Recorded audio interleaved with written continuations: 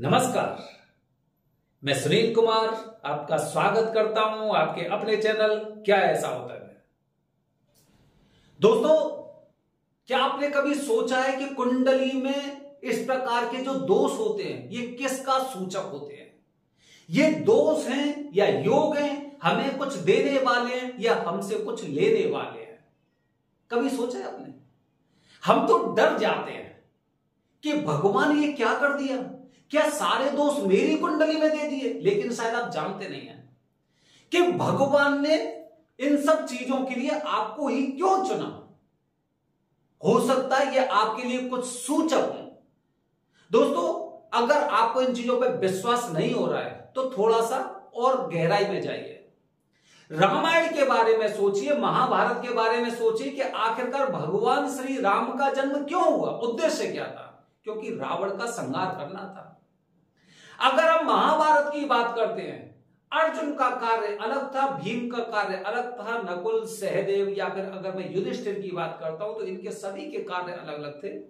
भगवान ने सबको अलग अलग प्रकार से चुना। भगवान श्री कृष्ण को भी अलग कार्य के लिए पृथ्वी पर आना पड़ा था। पहले से डिफाइन है कि आप यहां पे आकर क्या करना चाहते हैं। दोस्तों, भगवान ने भी ऐसे लोगों को अलग चुना है।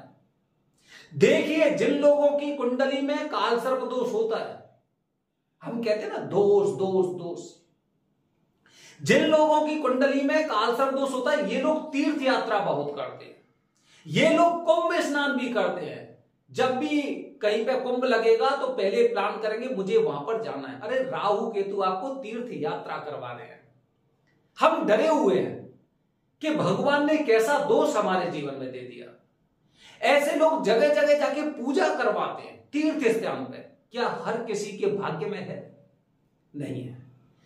तो सबसे पहले आपको चिंतित होने की आवश्यकता नहीं है, क्योंकि भगवान ने आपको चुना है। भगवान श्री कृष्ण ने अर्जुन में क्या कहा था कि सब जो आपके सामने हैं वो सब मरे हुए हैं। अगर आप अभी अपना धनुष बाण उठाकर इनका संहार करते हैं तो यश की प्राप्ति होगी, और अगर आप यहीं पे इसी तरह से शोक करते रहेंगे तो मरने तो ये वैसे भी हैं, लेकिन आपको अपयश की प्राप्ति होगी। पहले से डिफाइन। दोस्तों, आज मैं अपनी वीडियो के माध्यम से आपको कुछ जानकारी दे रहा हूं। वो जानकारी क्या है दोस्तों? कि कुंडली में किसी भी प्रकार का दोष भगवान ने चुना आपके लिए, लेकिन आपने कर दिया बहुत बड़ा कांड, जिसका खामियाजा आपको खुद को भुगतना पड़ रहा है। दोस्तों, मैं बात कर रहा हूं कुंडली से संबंधित दोष।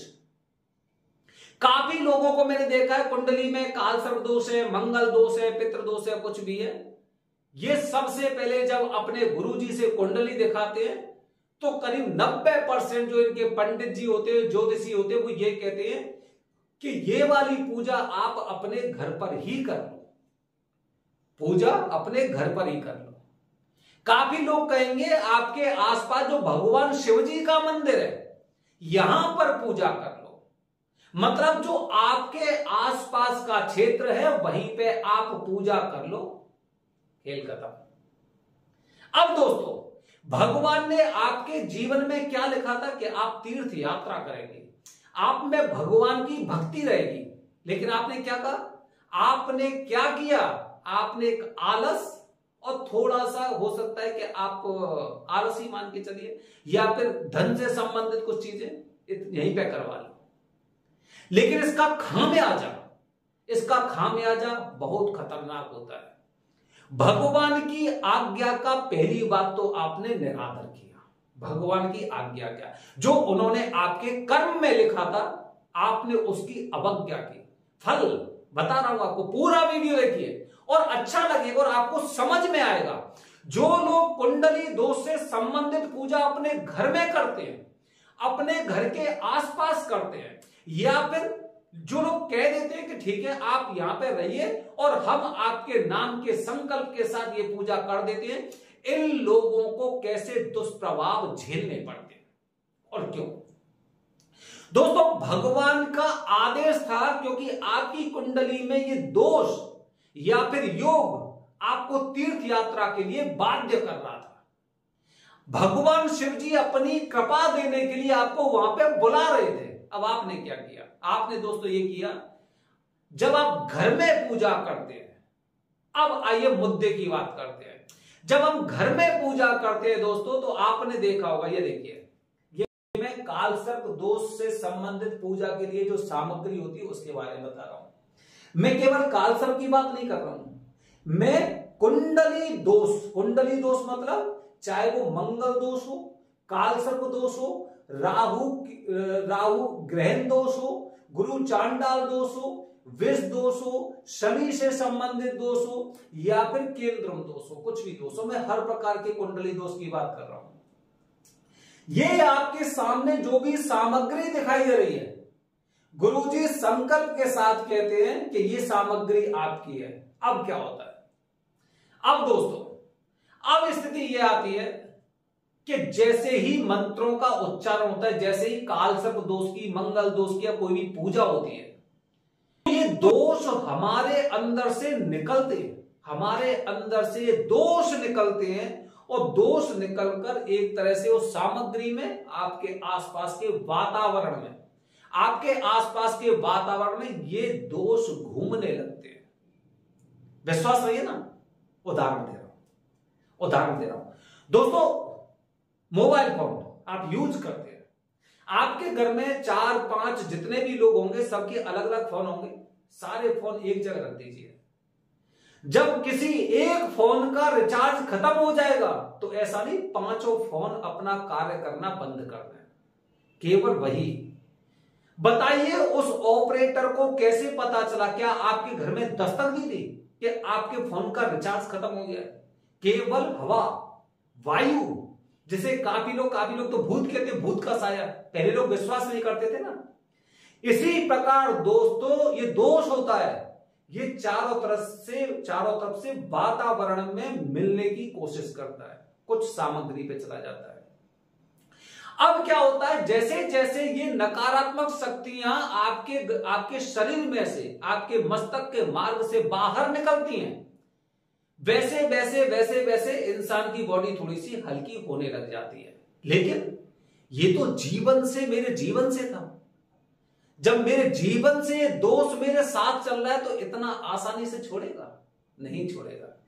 अब इसके पश्चात गुरुजी चले जाते हैं सामग्री को लेके, और वो दोष इसी तरह से विचरण करता रहता है। काफी बार तो ऐसा होता है, जैसे कि हम जो पूजा करते हैं, तो पूजा के बाद घर में से नकारात्मक शक्तियां चली जाती हैं।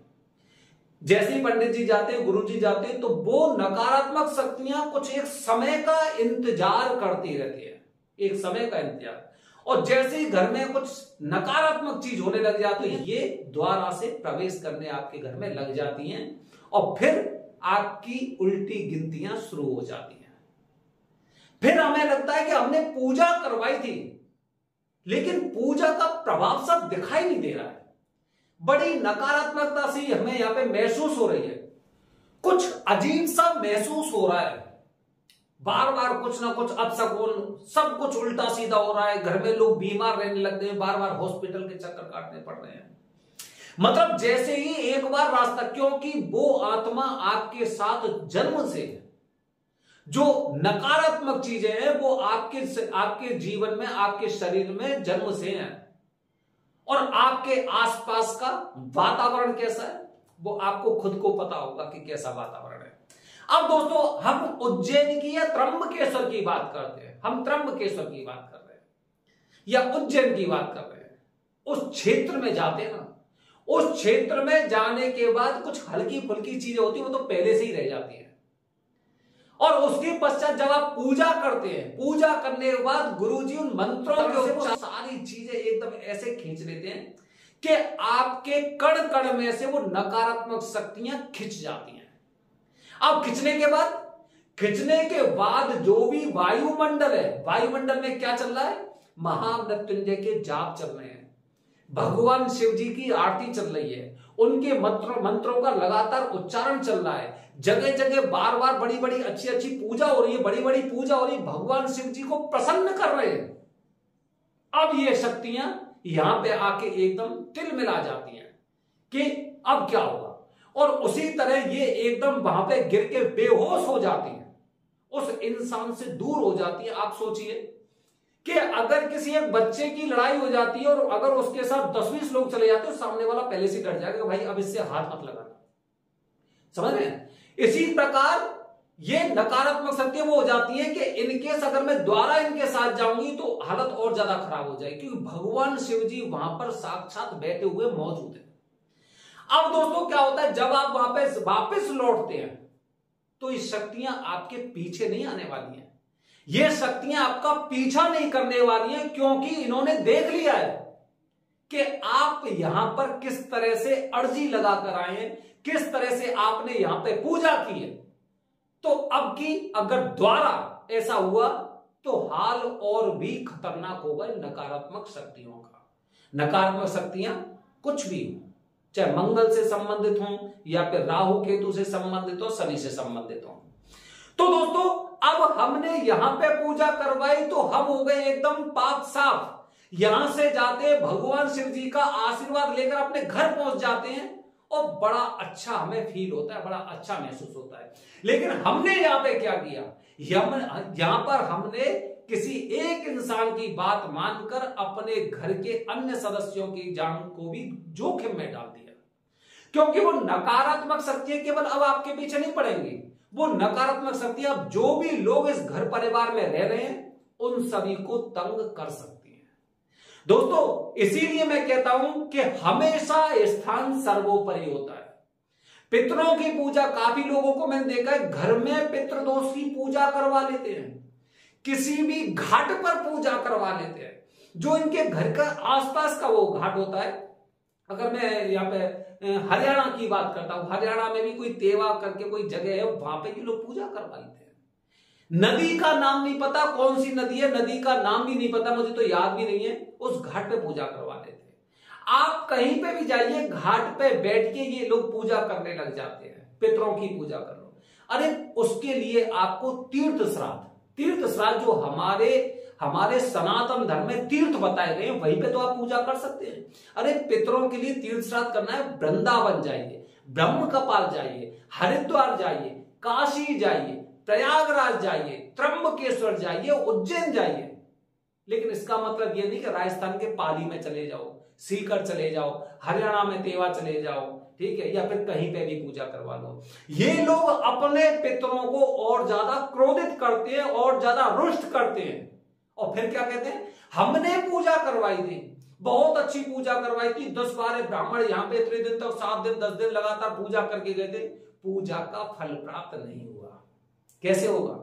आप तो पितरों के साथ छेड़खानी कर रहे हैं, आप अपने दोषों के साथ खिलवाड़ कर रहे हैं, और उसका खामियाजा पहले आप पीड़ित थे, इसके पश्चात आपके आसपास रहने वाले लोग भी पीड़ित होने लग गए। यह कर दिया आपने कांड। भगवान ने आपको चुना था क्योंकि आपके अंदर भगवान के प्रति भक्ति थी। भगवान ने आपको चुना था क्योंकि आप कुछ अलग, कुछ नया करने वाले थे। लेकिन आपने एक पैसे को महत्वता देकर, या फिर अपने आलस की वजह से, या फिर कहते ना काफी लोग, अरे मेरे पास तो समय नहीं है, मेरे पास तो समय नहीं है। इनके पास हॉस्पिटल में जाने के लिए समय होता है, लेकिन पाठ पूजा करने के लिए तीर्थ यात्रा में या तीर्थ स्थान पे जाने का इनको समय नहीं होता है। दोस्तों ध्यान रखिए, जो पूजा जहां के लिए बताई गई है वो पूजा आपको वहीं करनी चाहिए। घर या घर के आसपास किसी घाट पर या घर के आसपास किसी मंदिर पर अगर आप पूजा कर रहे हैं तो कोई खतरनाक शक्ति आपके घर तक आपको छोड़ने वाली नहीं है। ऐसा हमने लोगों से देखा है, सुना है, और काफी बार हमारे पास ऐसे फोन आए। दोस्तों काल सर्प दोष की पूजा के लिए त्र्यंबकेश्वर को मुख्य स्थान बताया जाता है। महाकाल के मंदिर में भी आजकल पूजा हो रही है, महाकाल के मंदिर में पितृदोष की पूजा त्र्यंबकेश्वर में करिए, उज्जैन में करिए, रामघाट सिद्धवट करिए। तीर्थ श्राद्ध करना है, गया जी जाइए, प्रयागराज जाइए, ब्रह्म कपाल जाइए। मंगल दोष की पूजा मंगलनाथ के मंदिर में करिए। शनि से संबंधित पूजा नवग्रह शनि मंदिर में करिए। अगर आप पर किसी की उधारी है, बकाया कुछ भी है, तो ऋण मुक्तेश्वर भगवान ने पूजा करिए। ये वैसे नाम नहीं लेते, ये वैसे नाम किसी ने बनाए नहीं है, ये वैसे किसी को मूर्ख बनाने के लिए कार्य नहीं हुए हैं। इनका नाम है। इनका नाम कब से है? जब से हमारे पिताजी, उनके पिताजी नहीं थे, उससे पहले के हैं। तो हम इन पर विश्वास करते हैं, घर पर नहीं कर सकते। जो घर पर करते हैं वो कांड कर लेते हैं। बने रहिए हमारे चैनल के साथ दोस्तों। आने वाली वीडियो में लड़कों पे मंगल दोष, अर्क विवाह, उसके बाद क्या किसी से भी शादी कर सकते हैं? हर हर महादेव, हरि ओम।